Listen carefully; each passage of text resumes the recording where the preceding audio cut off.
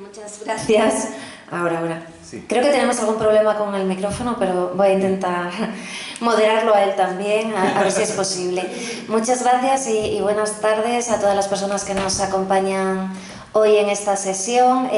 Yo voy a iniciar de una manera muy rápida una serie de agradecimientos, porque bueno, es lógico hacerlo así. No estoy en el inicio del Festival Palabra, ni mucho menos, porque ya ha empezado, ya está rodando desde hace unos días, pero sí en el inicio de lo que desde la universidad organizamos como jornadas de la Red Internacional de Universidades Lectoras sobre literatura actual. Y para estas jornadas integradas dentro del Festival Palabra, pues contamos siempre con la participación, lógicamente, de los organizadores del festival, y por eso agradezco mucho a Rafael Sarabia, a Héctor Escobar y a Daniela Maraña todas las atenciones para que nos podamos integrar en el marco del festival, pero además a la Universidad de León, al Vicerrectorado de Inclusión, al Ayuntamiento de León, como es lógico, a la Facultad de Filosofía y Letras, el Departamento de Filología Hispánica y Clásica, el Instituto de Humanismo y Tradición Clásica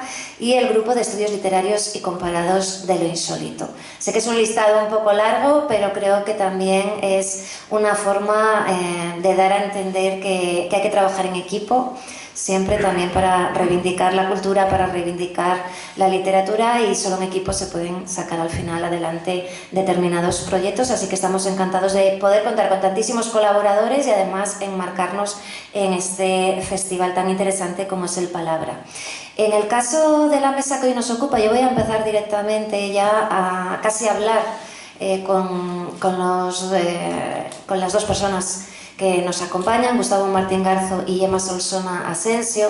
No me voy a detener en una típica presentación en la que, bueno, pues demos datos casi de biografía, nacimiento, lugar de origen o listado de títulos, porque me interesa más hablar de sus poéticas, de sus obras, y poder aprovechar el tiempo para la conversación, pero solo aleatoriamente, porque además en el caso de Gustavo es prolífica la obra. Voy a leer algunos de los que salen en la solapa del último libro, porque yo traía aquí muchos otros que a espacio sencillito y con letra no muy grande ocupan casi un folio, ¿no? El listado de títulos realmente es muchísima la obra que tiene publicada, pero así por elegir alguno para que vean en la estética en la que nos vamos a mover en esta tarde, que me parece una estética... Iba a poner adjetivos calificativos que creo que todos ya la definen, porque iba a decir fantástica, maravillosa, fabulosa, y creo que van a ir como anillo al dedo, pero bueno, para que vean esta estética grandiosa, voy a decir uno que no se ajusta a la categoría narrativa. Algunos títulos: El lenguaje de las fuentes. Solo es porque intuyan con los propios títulos, ¿no? esa estética concreta. Tres cuentos de hadas.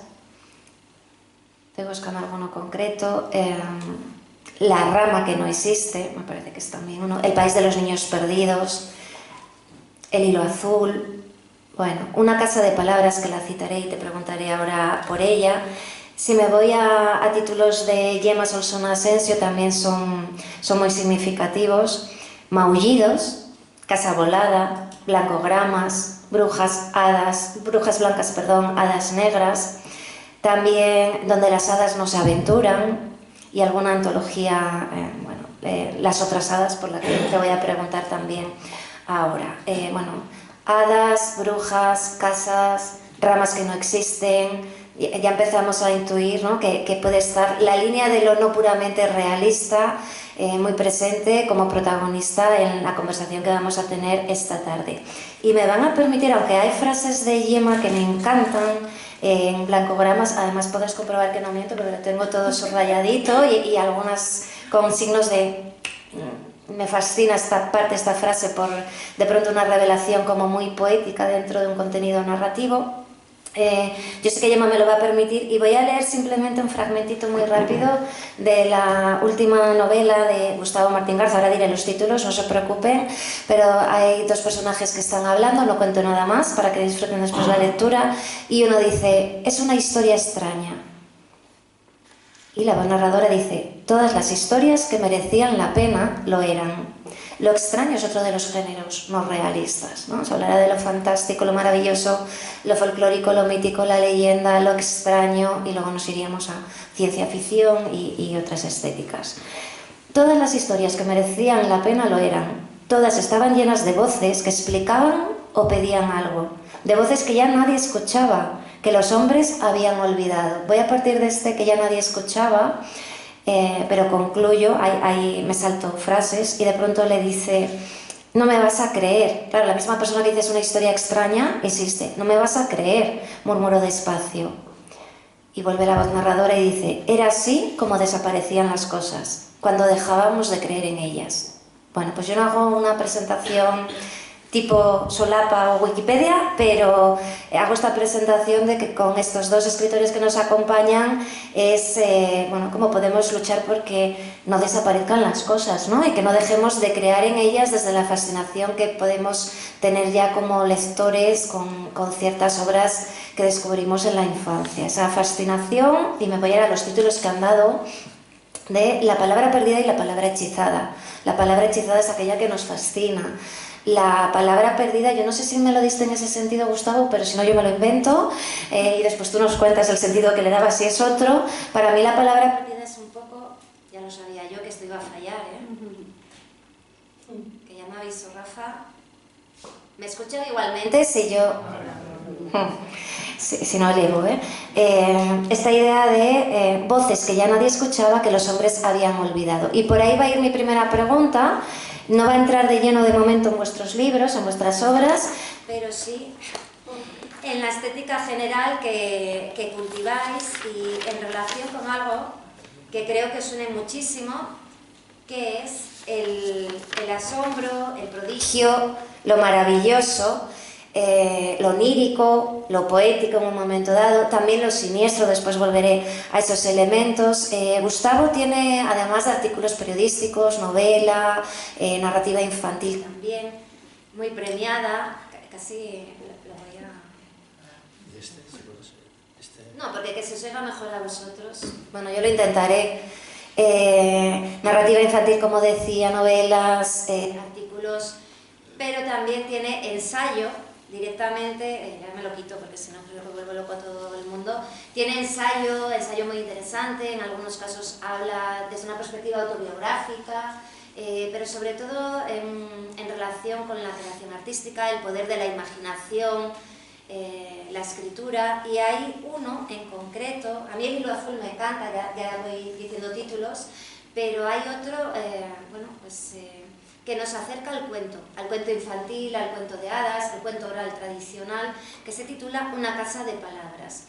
Y aprovecho en ese sentido con la palabra perdida o esas voces que ya dejamos de escuchar, aquello en lo que dejamos de creer. Te pediría, si nos haces de entrada, os voy a hacer como una pregunta doble relacionada, si nos puedes hacer de entrada una defensa de este tipo de cuento, de narrativa oral, del folclórico, porque sé que sigue habiendo, bueno, pues un porcentaje importante de personas que opinan que es para la época infantil y ya, ¿no? Y que no hay una literatura seria en esa estética, y yo sé que tú vas a defender muy bien que sí, ¿no? Que se puede cultivar ese género. Y vinculado a ello, que yo sé que tú también lo defiendes, todo ese tipo de literatura, quiero aprovechar que Gemma acaba de publicar en Apache Libros Las otras hadas, ese es el título, en el que nos habla de las conteus. No digo más y quiero que ella nos cuente, porque seguramente todos hemos disfrutado con cuentos de los hermanos Grimm, ¿verdad? Andersen, Perrault, pero hay más creadores de cuento y en muchos casos creadoras de las que no se ha hablado tanto, y creo que esa antología es muy bonita para reivindicar el cuento, pero también esas otras voces. Entonces, bueno, quizá esa defensa general de este tipo de literatura y tu experiencia con ese volumen, para empezar. Bueno, ¿Esto? ¿Funciona esto? El tuyo sí debería. Bueno, no, si no. ahí. ¿Ahora se oye? No, ¿sí? Bueno, ¿sí? Ahora, qué potencia. Bueno, en primer lugar agradecer esta invitación que me permite estar esta tarde delante de todos vosotros. a Natalia y a Rafael, que lo han hecho posible, ¿no?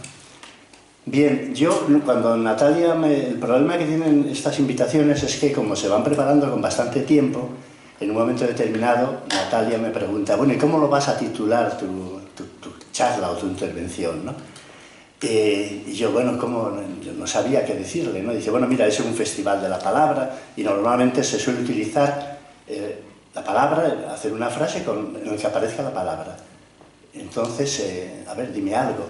Yo no sabía muy bien qué decirle en ese momento, le pedí probablemente, me parece que un día, ¿no?, para poder reflexionar sobre ello, y bueno, y cuando me volvió a llamar, la verdad es que no había reflexionado nada, pero como tenía que darle unas respuestas, se me ocurrió la palabra perdida, las palabras perdidas.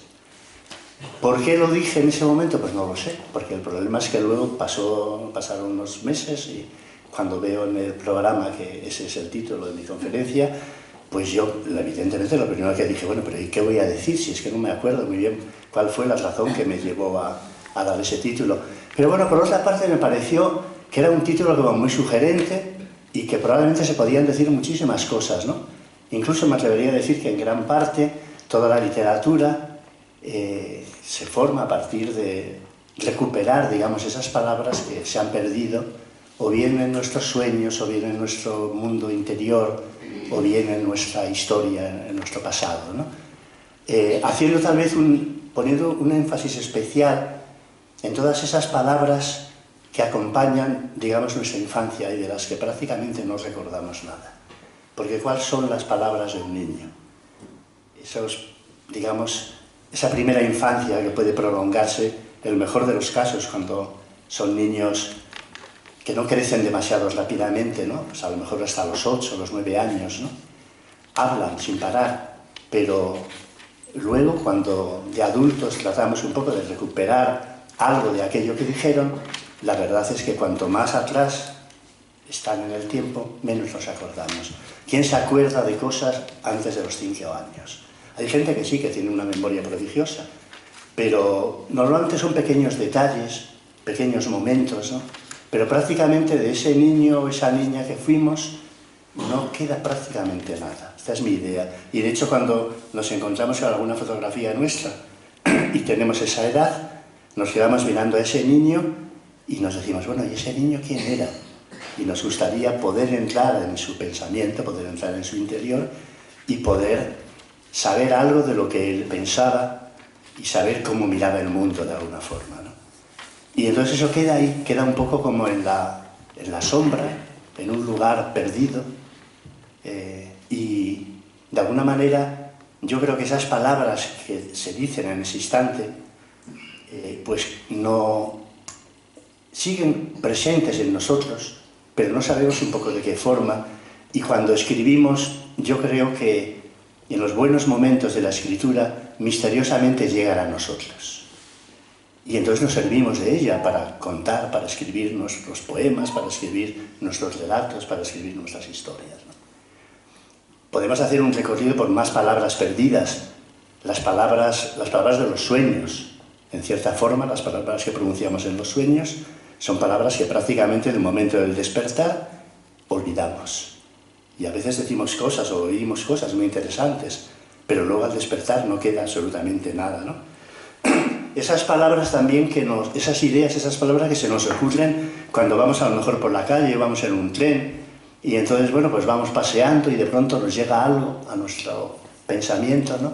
Sobre todo a los escritores nos pasa mucho eso, ¿no? A la medida en que no dejamos nunca de estar pendientes, ¿no? de eso que podemos llamar la escritura, ¿no? Y de vez en cuando nos llegan voces, nos llegan cosas, ¿no? Frases, palabras, ¿no? Que si no llevamos una libretita para anotarlas, lo que suele pasar, pues entonces son palabras que luego cuando tratamos de recordarlas no nos acordamos absolutamente para nada de ellas, ¿no? Entonces ahí hay como una especie de lugar donde se va reuniendo, digamos, todo eso que perdemos de alguna forma, ¿no? Y ese lugar, yo creo que es el lugar, digamos, esencial un poco de la literatura, ¿no? Yo he citado una frase de Henry James que decía, a ver si soy capaz ahora de recordarla, decía, mirar dentro, la literatura es mirar dentro de lo que no se ve. Mirar dentro de lo que no se ve. Entonces, yo creo que eso es literalmente cierto, ¿no?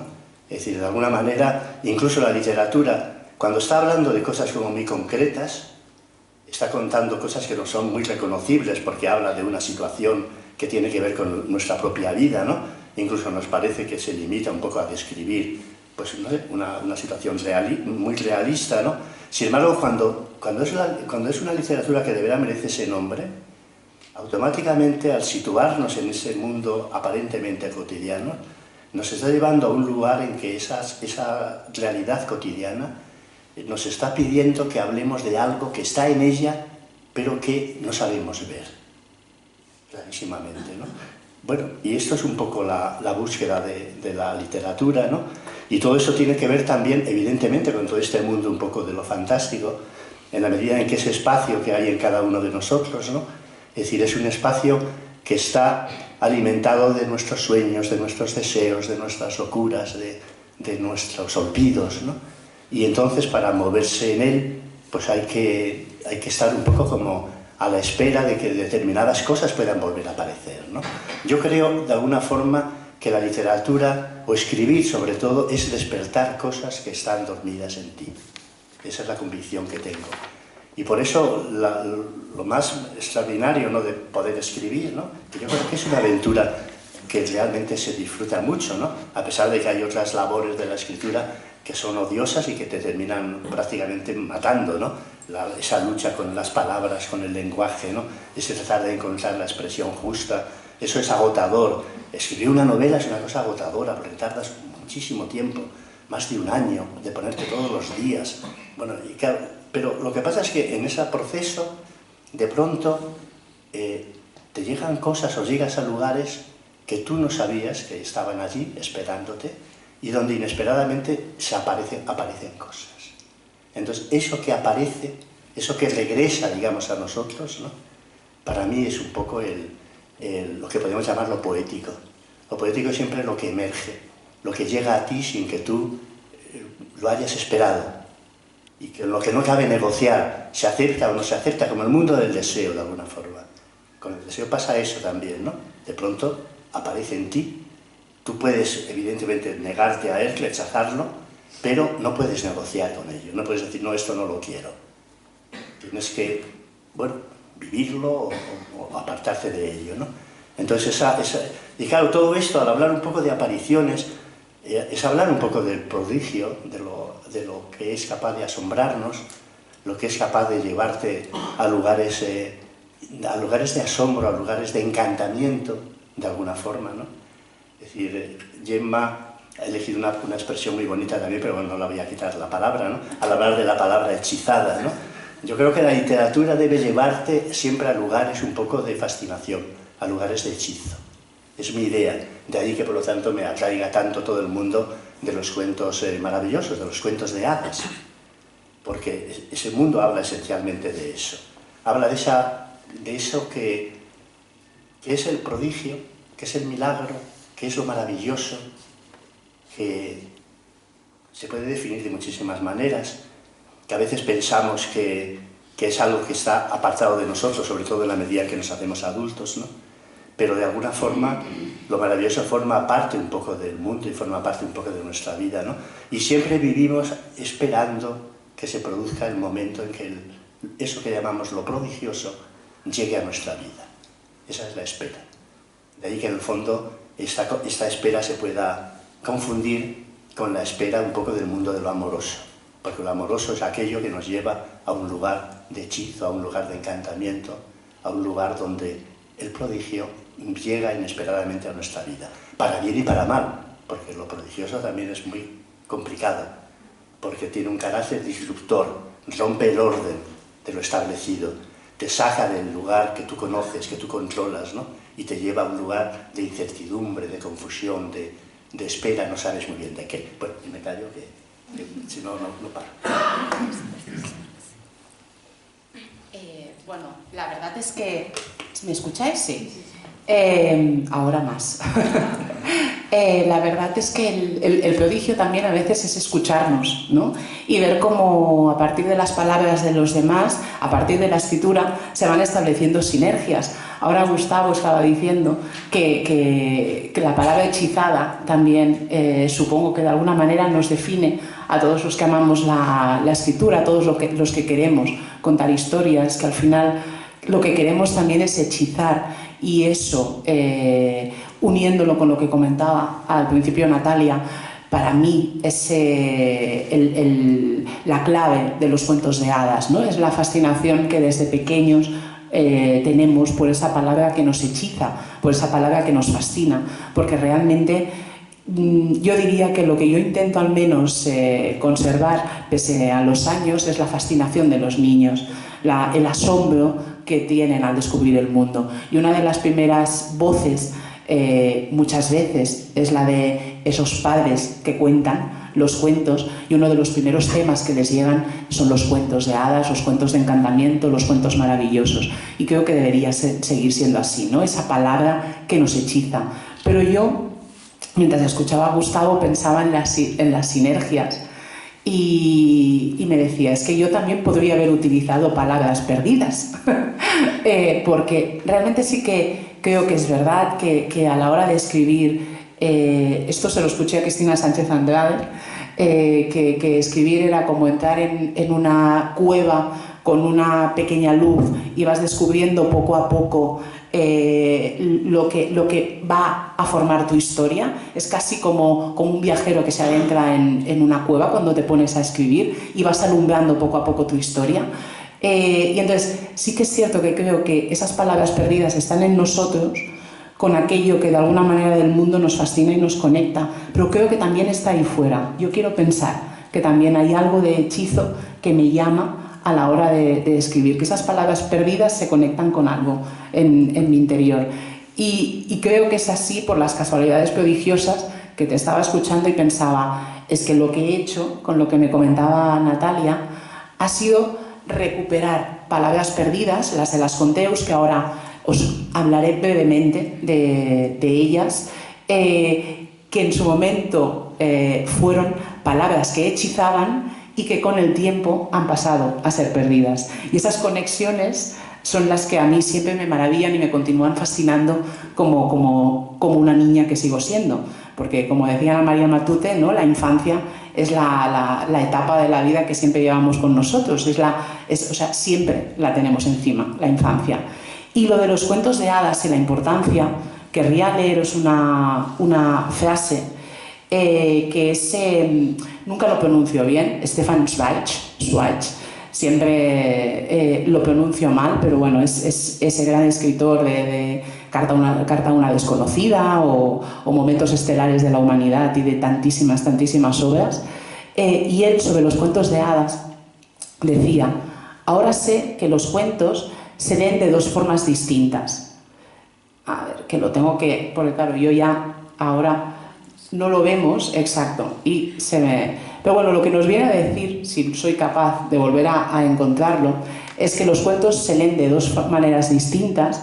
Una cuando somos niños, que encontramos esa fascinación, ahora lo he vuelto a encontrar, de dos formas distintas, en dos momentos de nuestra vida. Primero, cuando somos niños, realizamos de forma sencilla, ingenua, los leemos creyendo que ese mundo apasionante y de color es verdadero.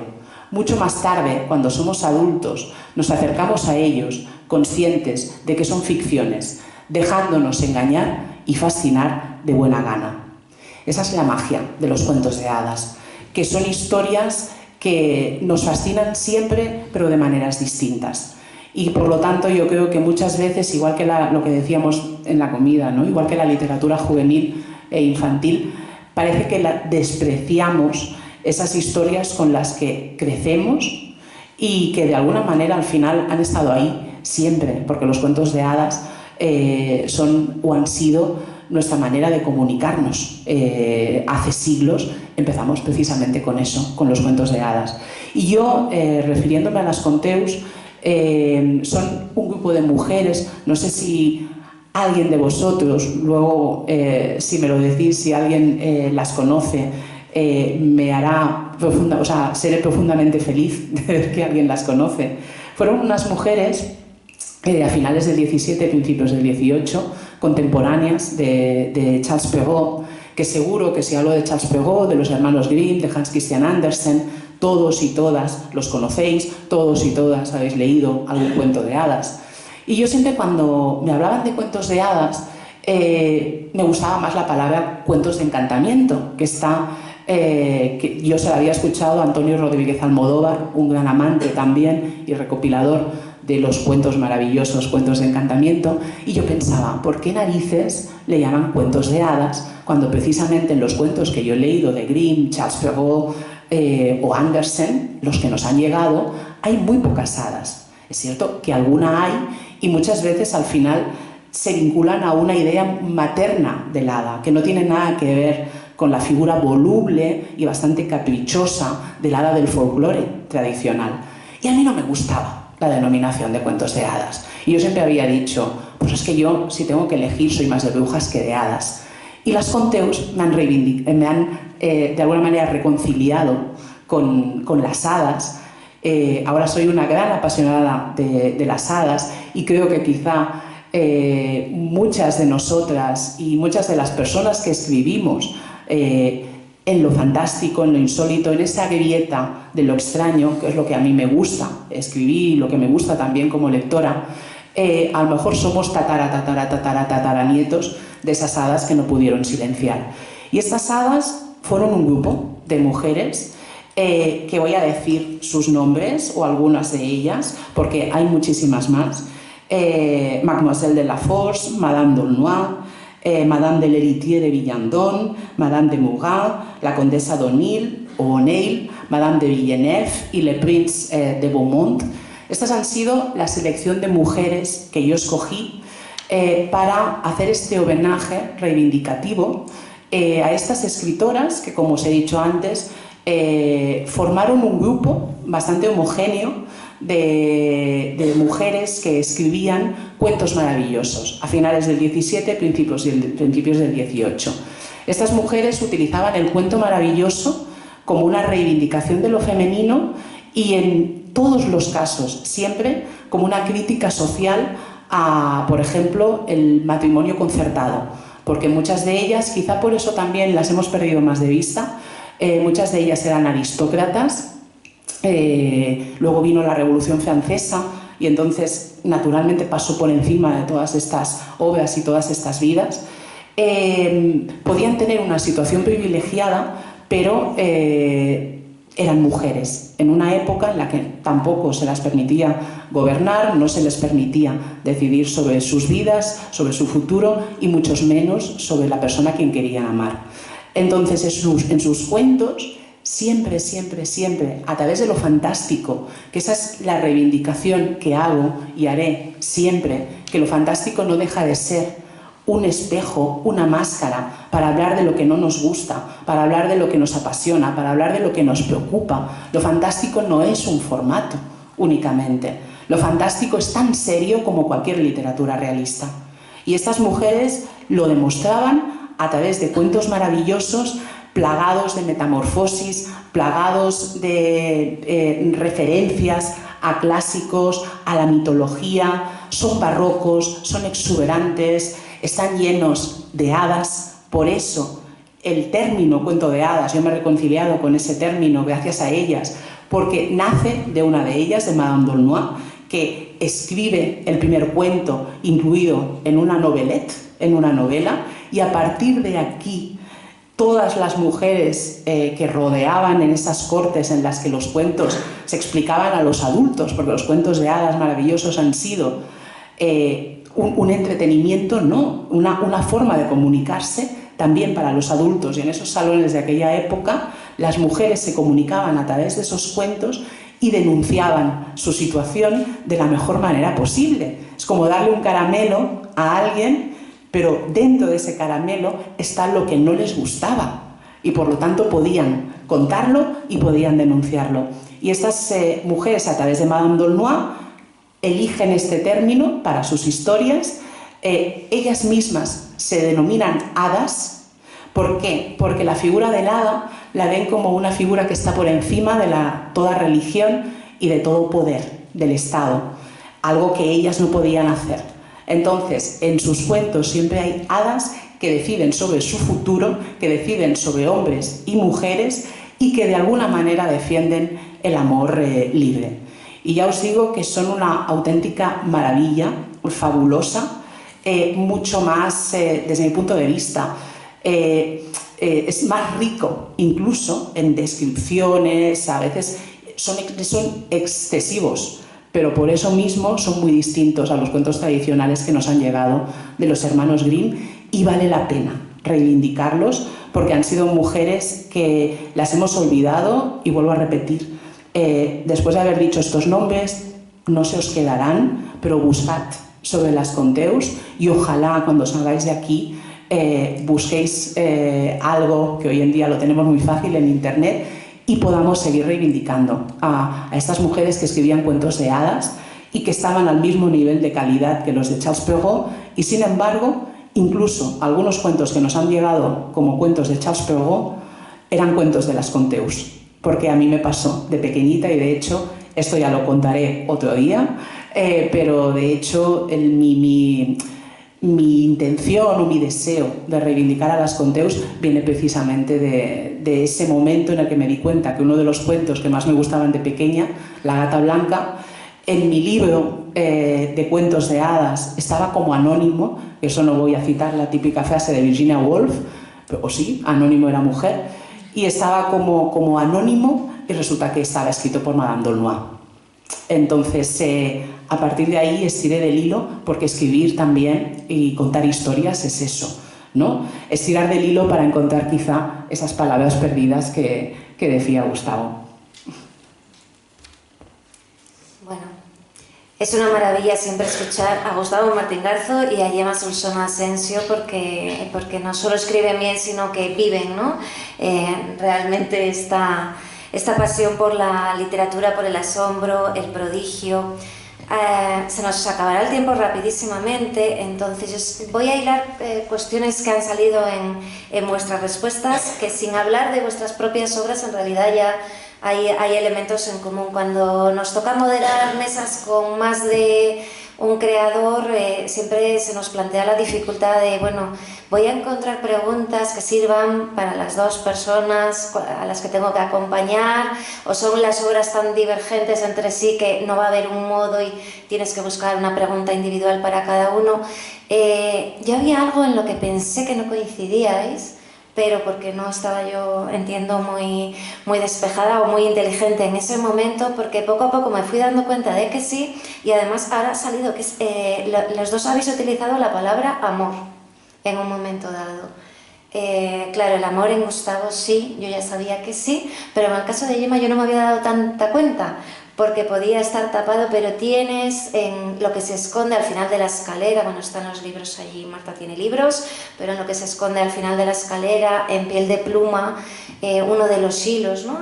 Temáticos que podemos ir encontrando es el amor. En Gustavo Martín Garzo, el amor loco que trastorna la sensatez, bueno, ¿quién no ha vivido, no? Ese trastorno de la sensatez por culpa del amor o por la razón, el motivo del amor. Y en Gemma, que no lo acababa de ver yo tanto, sí que hay, ¿no? Esa idea, que además se señala por las prologuistas en ambos casos, en Gemma la entrega del amor que destruye, esa servidumbre del amor que también está, ¿no? en muchas de las historias de Gustavo Martín Garzo. Lo que queda clarísimo es que hay unos paralelismos, aunque sea con estilos diferentes, en cuanto al uso que hacéis de esos elementos de la tradición de lo maravilloso. En ambos libros y en el resto de sus obras se pueden encontrar todos ustedes guiños al cuento oral tradicional. Nos vamos a encontrar bosques, yo voy dejando hilos por si luego alguien quiere preguntar también, bosques, metamorfosis, casas, pero casas que a veces son cabañas y cabañas de brujas, ¿no? En cuentos concretos, objetos mágicos como el vestido de plumas que va a vestir la protagonista de piel de pluma, o como muchos objetos mágicos en el caso de los cuentos de Gemma. Antes has leído una cita me faltó una palabra, pero dijiste un mundo de algo y de color. Cuando se habla de los cuentos tradicionales, el color es fundamental. Tenemos esta portada con esos tonos, con el blanco, lógicamente, porque hay un gran significado con el vestido de pluma, con un blanco muy especial, el gris, lo negro de las ramas del árbol, que remite a esa parte también siniestra de lo folclórico, de lo maravilloso, que no solo el asombro y el prodigio, sino también lo siniestro. En el caso de Gemma hay un mayor colorido en la portada. La portada del libro de Gustavo es de Beatriz Martín Vidal, la del libro de Gemma de Shiori Matsumoto, que nos ha cedido muchas para la colección. Hay un gran colorido, pero después si se acercan y lo ven, hay muchos elementos dentro de esa idea de lo maravilloso, del asombro. Y en la obra de Gemma el color también es fundamental, en blancogramas, fíjense el título, blanco ya, blancogramas. Los colores nos van a ir asombrando en la lectura. Los rojos aparecen también mucho, yo los tengo por aquí apuntados, aparte del blanco, porque da título el blanco, con blancogramas. Es un contraste entre el calor y el frío más níveo, con atmósferas también que tienen olores, que tienen cromatismo, rojos, pero rojo carmesí, rojo cereza, rojo sangre seca. Esto también lo vemos en Gustavo en la construcción de atmósferas, que son muy precisas, muy detalladas. No simplemente aquí un rojo, sino un rojo con toda esa gama, también verde-amarillo, pero un amarillo que tira un blanco sucio, ¿no? Que es como, bueno, con otra apariencia que dentro de, claro, y que esconde lo perverso. Nos hablaba Gustavo de lo que no se ve. Lo que no se ve es lo que nos interesa en este tipo de literatura, lo que parece invisible pero que podemos rescatar, ¿no? A través de lo poético, pues es esto también, que a una apariencia dulce como el blanco o el azucarillo puede esconder un amarillo ya más perverso, ¿no? Dentro de, bueno, y también hay ese color amarillo, yo creo que pervive en lo que se esconde en este otro libro.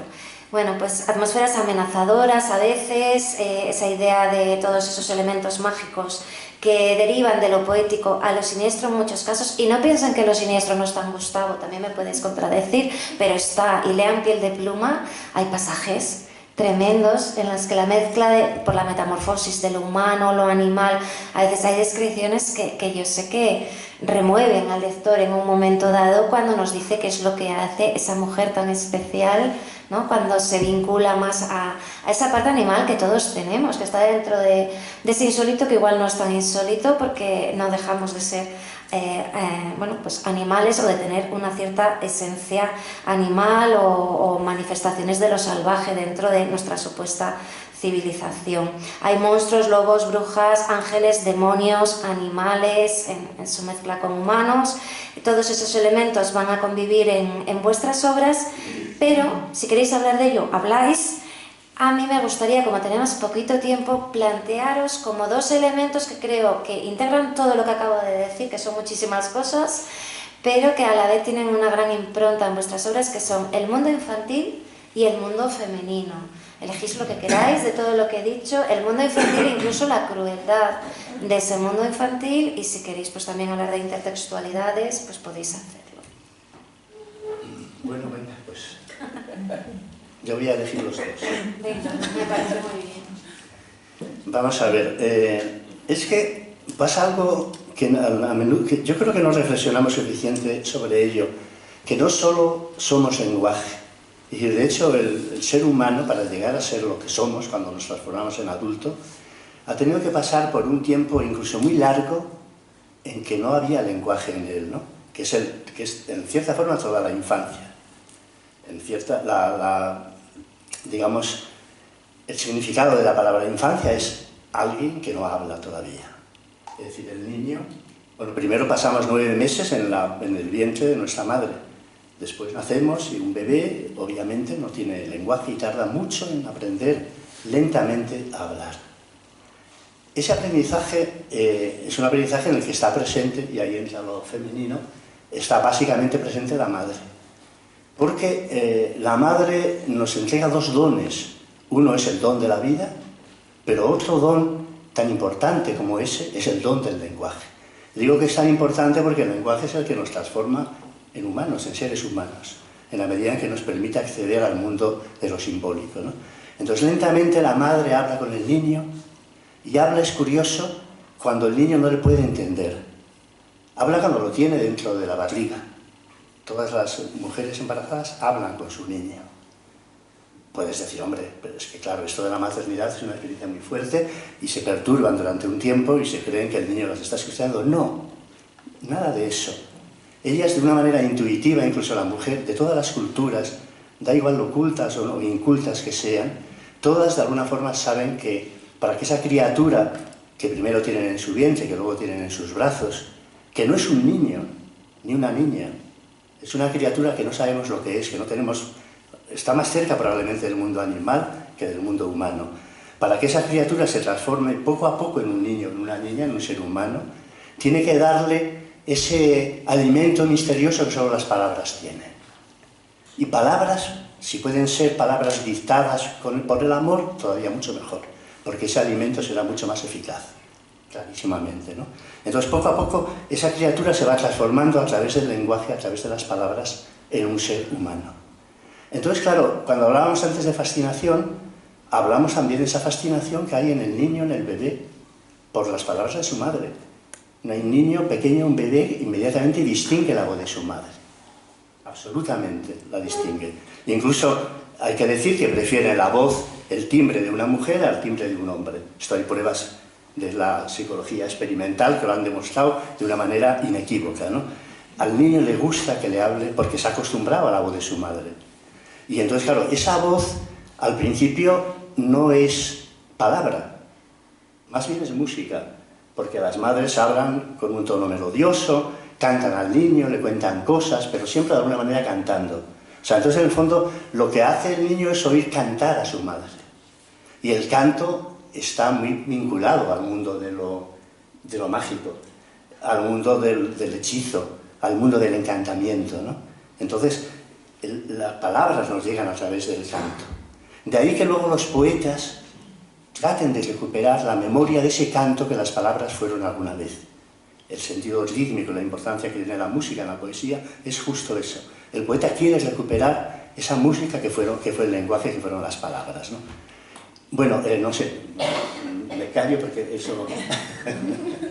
Pero, claro, ¿no? Quiero decirte que esto... Claro, y entonces, ¿qué sucede? Sucede que no somos solo el lenguaje. Incluso en la medida en que vamos abandonando eso que fuimos antes de acceder al lenguaje y de controlarlo, ahí hay todo un mundo que queda atrás. Es un mundo que está vinculado, digamos, con nuestro cuerpo.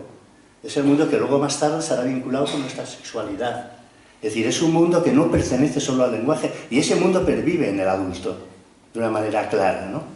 Y ese mundo es el mundo al que de alguna manera nos conducen todos estos relatos, de alguna forma de los que estaban hablando, sobre todo los relatos del mundo del mito, ¿no? Porque de alguna forma el cuento lo que hace es la fábula habla de lo que habla, es decir, es el mundo un poco de la boca abierta. Es decir, la fábula transforma ese mundo sombrío, primario, que es el mundo del cuerpo, el mundo de la naturaleza, el mundo del animal. Bueno, de alguna forma le da palabras y los transforma en una historia. Sin embargo, de alguna forma el mito opera de una manera contraria.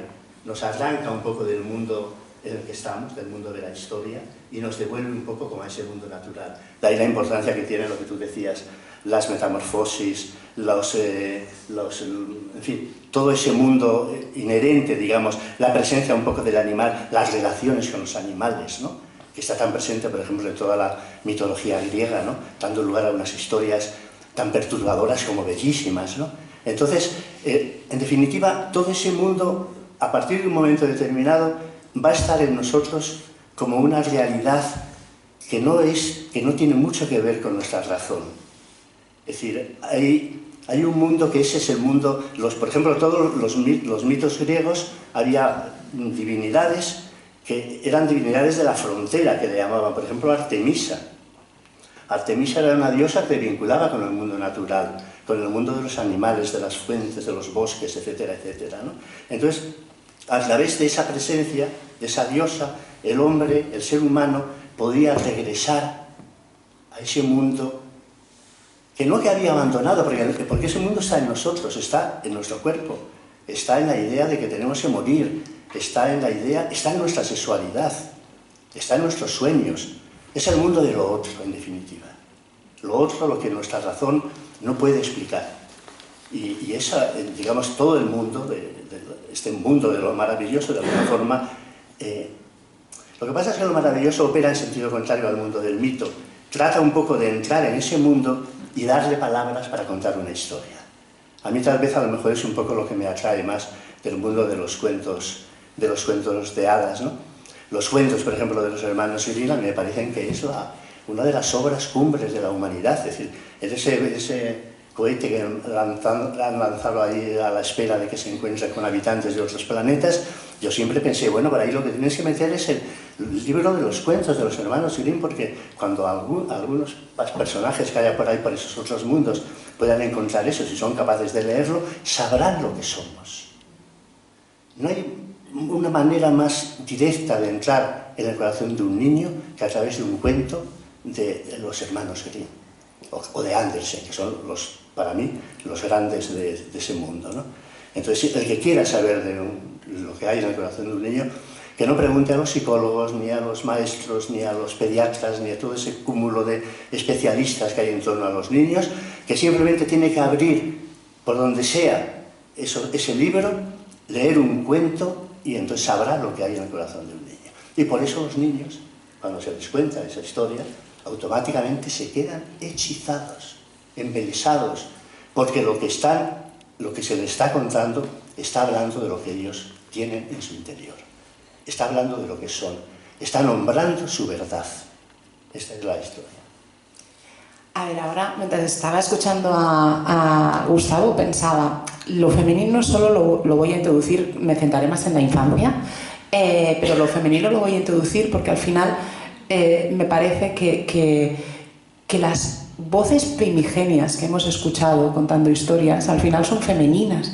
Yo pensaba en ese cohete, yo también me diría los cuentos de los hermanos Grimm, las 1001 noches, y metería, claro, algún cuento de las Conteos. Pero en los hermanos Grimm... Si empezamos a meter cosas, no paramos. Ya. Pero pienso, los hermanos Grimm al final eran grandes recopiladores, pero las voces que dieron pie, ¿no?, que crearon esas historias, era la voz del pueblo y muchas veces era la voz femenina, ¿no? Entonces, por eso yo creo que al final, al menos en lo que yo escribo, esa voz femenina, ese espejo de lo femenino está, porque es con lo que yo me he criado. Mis primeros cuentos me los contaba mi madre, entonces esa voz femenina ya está ahí. Pero lo de la infancia, y quería comentar un tema sobre lo maravilloso, sobre lo fabuloso. Tú decías, piel de pluma. Yo creo que, porque yo ahora mismo a veces pienso, ¿cómo estoy loca? O a mí me gusta lo siniestro, me gusta la oscuridad, pero me encanta lo fabuloso, lo prodigioso. Y pienso cómo uno estas dos formas de escritura. Y es que creo que el hilo que las separa es muy fino, porque piel de pluma me parece algo fabuloso y maravilloso, pero si lo veo desde el punto de vista de la extrañeza, una piel de plumas, depende de cuál es mi mirada sobre eso, me produce también un cierto escalofrío. Entonces eso es lo que me fascina de lo prodigioso, ¿no?, lo extraño. Y hilo con el tema de la infancia. Para mí la infancia es importante a la hora de escribir, y intentando resumirlo, porque tenemos poco tiempo, he pensado que quizás es importante desde 3 puntos de vista distintos. Una, porque me permite pensar en una imaginación desbordada. Y vuelvo a lo mismo. La imaginación desbordada me lleva al prodigio, pero a la vez también me lleva al pavor, porque no hay nada a veces tan monstruoso como una imaginación que no tiene límites. Y entonces esa paradoja, que al final yo creo que la escritura la empezamos muchas ocasiones a través de la paradoja, a través de lo que se contradice. Yo al menos muchas veces empiezo a escribir historias a partir de eso.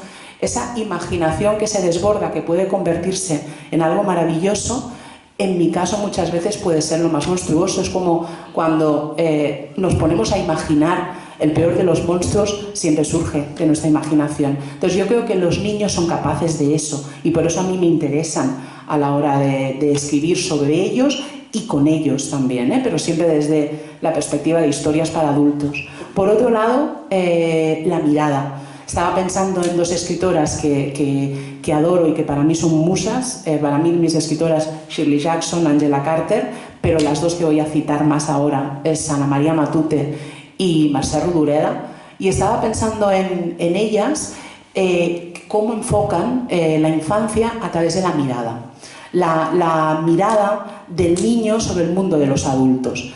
Y esa mirada es lo que a mí también me interesa como escritora. Y creo que los que escribimos de la infancia escribimos desde ahí muchas veces, ¿no? Yo pensaba, hay un libro de Mercè Rodoreda, de hecho hay varios, que tocan el tema del fantástico tan denostado, y Mercè Rodoreda no era escritora realista, sino que era escritora fantástica en su última etapa, y a Cuánta guerra habla precisamente de eso, la mirada de un adolescente que no entiende nada, la mirada de un casi niño que tiene que convertirse en adulto, y eso es lo interesante de cómo nos muestra el mundo.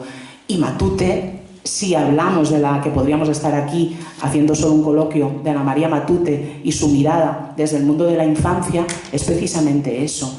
Muchos de sus libros, desde Paraíso Inhabitado a Primera Memoria, incluso desde la adolescencia, nos hablan precisamente del mundo de los adultos a través de la mirada asombrada y de aquellos detalles que solo los niños pueden notar o de los que se pueden dar cuenta. Y eso es algo que a mí me interesa muchísimo, ¿no? como escritora. Y al final ya, siguiendo con esa contradicción que me provocaba también el título de Gustavo, ese pequeño escalofrío de una piel hecha de plumas, la infancia es el lugar, en principio, de la inocencia. Entonces, la contradicción está para mí en mancharlo, en mancillarlo. Y no hay nada que me provoque más miedo que romper la inocencia de un niño. Entonces, yo creo que desde esos tres enfoques, desde la imaginación desbordada, desde la mirada del niño en el mundo adulto y desde lo que se mancha, como el blanco, pero también la inocencia de un niño, al menos a mí como escritora es lo que me interesa de la infancia, y con eso yo creo que trabajo. Bueno, a ver, es que bueno, salen otras cosas que no... No nos da tiempo, ¿no? Vamos a ver, está bien hablar de la inocencia del niño, pero el niño no es solamente un ser inocente, es un ser profundamente perverso. Sí, exacto. Claro. Exacto. Pero atención a una cosa, yo siempre he pensado que el verdadero narrador es un ser perverso con corazón candoroso. Eso es muy bonito. Ese es Andersen. Ah. Andersen es perverso, plato. No, Pero sí. hay candor en él. Entonces la perversidad sin candor es horrorosa. Sí, sí. Completamente. Y tú fíjate, por ejemplo, hablando un poco de todo el género de terror que hay, ¿no? Que está tan presente, ¿no? Yo cuando iba, sobre todo al cine, ¿no? De pequeño iba mucho al cine, me encantaban todas las películas, digamos, de terror. Pero pienso que el terror ha cambiado, fíjate, de cómo era antes ahora. Entonces antes el terror era el Conde Drácula. Y ahora, por ejemplo, el terror, voy a poner un ejemplo un poco extremo, los zombies, los muertos vivientes. Los muertos vivientes son terroríficos porque ese es el mundo del que hablábamos antes, el mundo de la boca cerrada. Tú, los muertos vivientes llegan a ti, lo único que puedes hacer es huir y todo es desagradabilísimo, las tripas, se lo quieren comer todo, es decir, no hay manera de establecer ningún tipo de contacto con ellos, ¿no? El Conde Drácula era un hombre educado que te invitaba a su castillo, que luego te podía pasar lo que fuera, pero tenías unas conversaciones interesantísimas con él. Entonces, eso es la magia. O incluso el pobre King Kong, que es para mí el sumum, ¿no? No sé si puede hablar de película de terror, pero King Kong es un gigante, un monstruo terrorífico. De película de terror desde el punto de vista del pobre King Kong, que sí. Llegan allí a invadir su espacio. Bueno, no, ya, eso es lo de menos, ¿no? El problema de King Kong es cuando se encuentra con esa criatura, esa rubita maravillosa, ¿no? Que era un detalle nada sutil de racismo, ¿no? Por parte de los americanos, ¿no? Porque las negritas se las comía de un bocado, ¿no? Como si fueran una banderilla, ¿no? Pero de pronto cuando se encuentra con aquella, la tiene en la mano y dice, bueno, ¿pero qué es esto? Y ya no sabe qué hacer con él, ¿no? Entonces es un monstruo que de pronto le pasa algo que le transforma en otra cosa.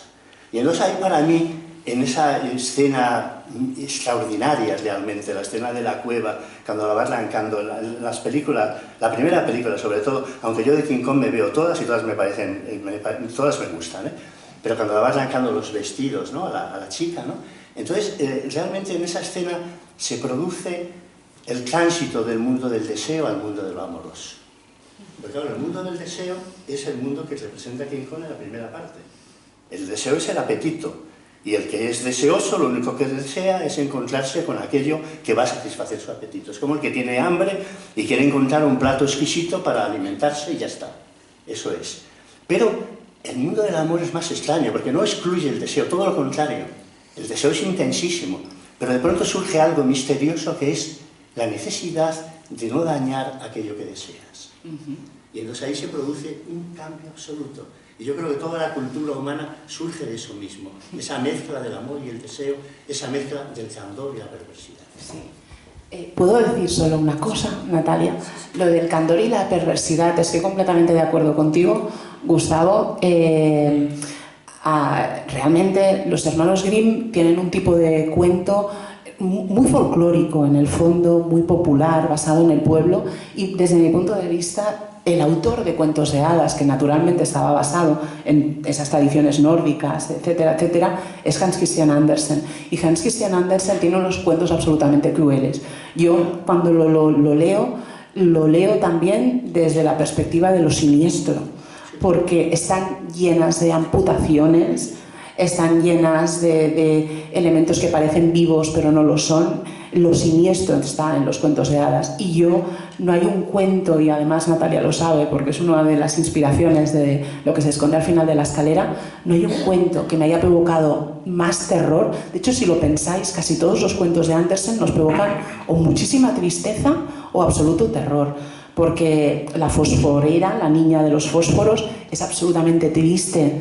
La reina de las nieves es terrorífico al principio también. La sirenita es terrible porque perder las piernas por el amor, ¿no? Redentor, no. El amor tóxico, más tóxico no puede haberlo. Pero el que a mí me apasiona, el cuento que me apasiona es Las zapatillas rojas, y me apasiona la película que luego hicieron, pero me apasiona el cuento de Las zapatillas rojas porque no había cuento que me diera más miedo que esa niña que por un deseo, lo que tú comentabas, un deseo de colocarse unas zapatillas rojas para ir a la iglesia, resulta que la única forma de redención es acabar amputándose los pies. Y como Hans Christian Andersen era muy devoto, todo lo arreglaba haciendo que sus niñas muertas acabaran subiendo al cielo. Pero para subir al cielo hay que amputarse los pies antes. Entonces me parece terrible, y es esa mezcla de candor y lo siniestro. Sí, y en el caso que trabaja Gustavo, claro, no sería el amor tóxico ni mucho menos, pero sí esa idea, yo lo he notado. Estoy en contra de esas Claro, cosas. claro. No dañar aquello que deseas. El amor siempre es tóxico. Claro. No dañar aquello que deseas implica lo que hay en tu novela también, en cierto modo, o en otras partes de tu obra, algo que has trabajado mucho, que es la psicología de los personajes, heridas, insatisfacciones, ¿no? Que es lógico y que está ahí también en la condición humana cuando no conseguimos aquello que deseamos, o sabemos que aquello que deseamos puede dañar al que queremos. Eso es muy duro, ¿no? Y esas reflexiones sí que aparecen mucho. Os voy a pedir, ya sé que esto ya es muy difícil, pero como en muy poquitos minutos, si queréis trasladar algo de vuestros, bueno, no es el tuyo último, está el de Las retrasadas, pero es como el último tuyo propio. Si queréis de vuestros últimos libros, comentar algo vinculado a que sí, cada uno con una cuestión diferente. Y es que antes nos hablaste desde toda la honestidad, Gustavo, de la felicidad que te puede dar la literatura y el proceso de escritura, pero lo duro que es, yo pues aquí, cuando se convierte esa otra parte, entiendo, de búsqueda, de corrección, ese proceso largo de escritura, y también has sido muy honesto y se refleja en el prólogo. Piel de pluma es Es una obra, para mí es una obra original totalmente, pero para su autor es una obra que procede de otra anterior, vamos a decirlo así, que se titulaba Tan cerca del aire, que además fue muy premiada. Yo la leí en su momento cuando salió y para mí son dos obras distintas, aunque partan de la misma historia. La otra es mucho más extensa. Esta es la versión primigenia, que yo creo que ahí está toda, ¿no?, toda la fuerza de tus hilos temáticos condensados. Entonces, un poco, ¿cómo te enfrentas? Eso ya es anecdótico y curiosidad, no sé si malsana, pero cómo se enfrenta un autor de pronto a volver a depurar, ¿no?, a volver a perfeccionar para al final darnos esta piel de pluma. Es que esa novela tiene una historia, así que es un poco lo que has contado tú, ¿no? Es decir, esto era una novela que originalmente era más o menos como está aquí, ¿no? Lo que pasa es que yo cuando la mandé a la editorial, pues la editorial me dijo, oye, esta novela, ¿por qué no la presentas a un premio que hay aquí muy interesante? Y entonces yo dije, bueno, pues vale, bien. Dice, lo único que pasa es que, bueno, la novela tenía como 100 folios y el premio solamente es posible si consigues que la novela tenga 200. Entonces, bueno, la verdad, como resultaba muy tentador y los escritores tenemos que vivir de algo, pues yo dije, bueno, pues voy a intentarlo. Y me puse y estuve ahí durante varios meses, ¿no?, todo un verano largo, alargando, yo creo que la expresión es esa, alargando esa novela. Bueno, lo hice, se presentó, tuve la fortuna de que se dio ese premio, pasó el tiempo y de todas formas yo siempre, cuando me enfrentaba, digamos, a esa novela, yo tenía el sentimiento de que había traicionado mi idea original. Y que a mí la novela que de verdad me gustaba era la anterior. Que en el fondo es un poco lo mismo, lo que pasa es que está desbrozada. Pero claro, cuando terminas de escribir un libro, hay una cosa que es muy importante, seguro que a ti te pasa. No solamente es importante en un libro lo que pones, sino también lo que quitas. Y entonces, bueno, en ese sentido, yo, por ejemplo, de un manuscrito que a lo mejor tiene la extensión que sea, yo más o menos un 25% de ese manuscrito final, en la corrección última me lo termino liquidando, metiendo la tijera, a veces con dolor, porque me parece que las páginas que quito no son inferiores a las que he dejado. Lo que pasa es que considero que para ese libro esas páginas no funcionan. Y entonces, por lo tanto, siempre reduzco el libro. En este caso fue al revés. Y yo siempre tuve el sentimiento de que había traicionado esa novela. Y entonces, bueno, de pronto cuando Natalia me hizo esa proposición de que entregara algo pues para esa colección, lo di muchísimas vueltas, ¿verdad? O cogía cosas y digo, no, pero si esto no me gusta, no me gusta. Y de pronto un día, hace unos meses, me encuentro en el ordenador con ese manuscrito que no lo había vuelto a tocar. Y entonces voy, lo abro y lo leo. Y digo, hombre, pero si esto está mucho mejor, esto es lo que yo quería. Y entonces, bueno, de ese manuscrito, prácticamente haciendo solamente, digamos, determinados arreglos así estilísticos, etc., ha salido esta novela, ¿no? O sea que he vuelto a recuperar un poco la novela que yo quería haber escrito, lo cual me da una gran satisfacción, claro, porque tenía el sentimiento de haberla traicionado. Por el Bill Metal. Hay que disfrutarla. Y a Gemma te iba a preguntar, también muy rápidamente te lo voy a pedir igual, lo que se esconde al final de la escalera, que les cuentes un poco, porque yo ven que no quiero contar, ¿no?, argumentos, meterme mucho en ello para que la gente lo pueda disfrutar en la lectura, pero lo que esconde al final de la escalera tiene una estructura concreta basada en intertextualidad, ¿no?, en algunas de las obras que a ti te han impactado de la ficción, del terror, de lo siniestro, de lo insólito, como lo queramos denominar. Entonces, si les cuentas un poquito eso, ese germen. Sí, nace de mi fascinación por el miedo, ¿no? Porque hablábamos del amor como el motor, uno de los motores, ¿no?, que mueve el mundo, pero yo creo que está ahí, si pusiéramos una balanza, luego lo comentamos, pero si pusiéramos una balanza, el miedo y el amor son dos de los motores, ¿no?, de nuestra existencia, y no hay nada tan placentero como estremecerse mientras estás seguro, ¿no? Entonces a mí reconozco que soy una gran amante del cine de terror, del cine en general, del cine clásico, pero del cine de terror. y naturalmente de la literatura que me estremece, de la literatura que me invita a reflexionar a través del miedo, a través de aquellas historias, lo que decía al principio, que me muestran lo que no me gusta o lo que de alguna manera con lo que no estoy de acuerdo, pero me lo muestran a través de la máscara de lo fantástico o de la máscara del terror. Entonces, este libro no nace, los primeros tres relatos no nacen con una idea de voy a hacer una antología con esta intertextualidad. Al final la intertextualidad me parece básica para todos los que amamos la escritura, porque venimos de unas historias pasadas y después de nosotros vendrán muchos más y muchas más, espero, pese a la inteligencia artificial, que seguirán contando. Y por lo tanto me parece necesario establecer hilos con la literatura y con la literatura que nos apasiona.